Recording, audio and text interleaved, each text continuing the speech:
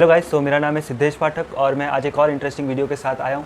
यार मैं ना पिछले हफ्ते ही कुछ इंस्टाग्राम पे स्क्रॉल कर रहा था, तो वहाँ पे मैंने एक पोस्ट में पढ़ा कि although space has so many stars and sun, so then also space appears black, why?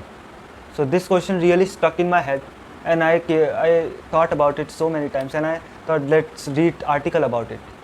So then I read article about it, and then this thought came to me that I should make video upon it. So here is the video. So let's begin the topic. So ये question को answer करने से पहले हमें दो point के बारे में सोचना पड़ेगा।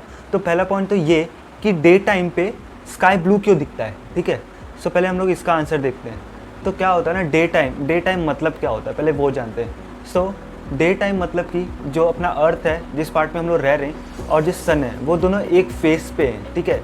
सो सन हम लोग की तरफ है, ठीक है। तो हम सन की लाइट जो है वो हम लोग की तरफ आ रही है, जिस पार्ट में हम लोग रहते हैं। सो इसकी वजह से हमारे यहाँ पे उजाला होता है, ठीक है। सो क्या होता है कि जो अर्थ होता है, जो हमारा अर्थ है, उसके अराउंड एटमॉस्फेयर होता है जो हमारे अराउंड, और उस एटमॉस्फेयर में बहुत सारे मॉलिक्यूल्स होते हैं, ठीक है। तो जब सन की लाइट जब पड़ती है हमारे अर्थ पे आती है, सो एटमॉस्फेयर के ड्रॉपलेट से पड़ती है, ठीक है। और ड्रॉपलेट पे पड़ने की वजह से वो स्कैटर हो जाती है, जैसे कि हम लोग ने फिजिक्स में पढ़ा होगा कि क्या रिफ्लेक्शन ऑफ लाइट, यस।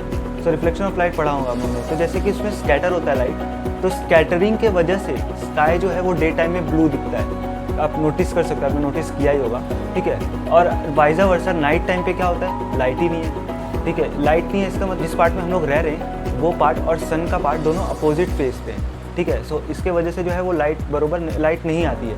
सो इसके वजह से जो स्कैटरिंग होता है वो स्कैटरिंग भी नहीं हो पाएगा। So that's why the sky appears black, okay.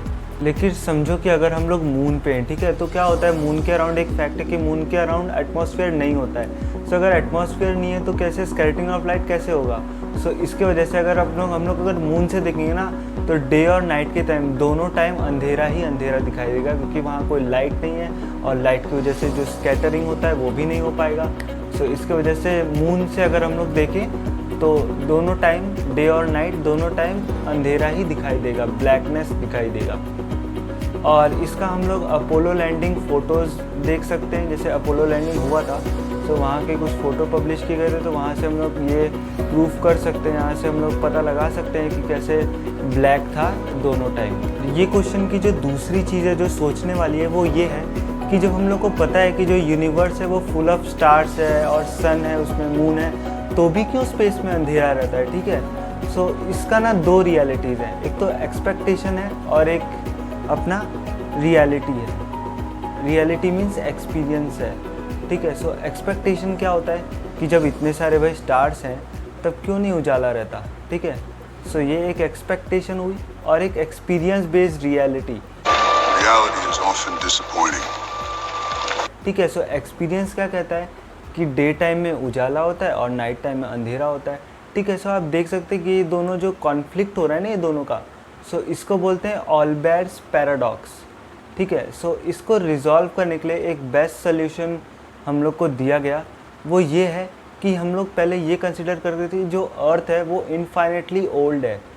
Earth infinitely old नहीं है भाई, अर्थ जो है वो अभी 15 बिलियन साल पहले ही डेवलप हुआ है, ठीक है।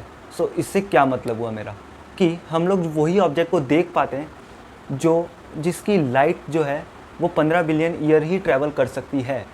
सो अगर किसकी लाइट की कैपेसिटी है कि वो 20 बिलियन ईयर्स ट्रैवल करेगी, सो उसके लिए पहले हम लोग को रियलिटी में 20 बिलियन साल यहाँ अर्थ पे काटना पड़ेगा, तब जाके वो ऑब्जेक्ट दिखेगा, ठीक है। जब हम लोग को, जैसे कि हम लोग जो स्टार्स देख रहे हैं ना, वो हम लोग की 15 बिलियन वाले रेंज में है, समझो। जैसे लाइट जो है वो लाइट ईयर्स में ट्रैवल करती है।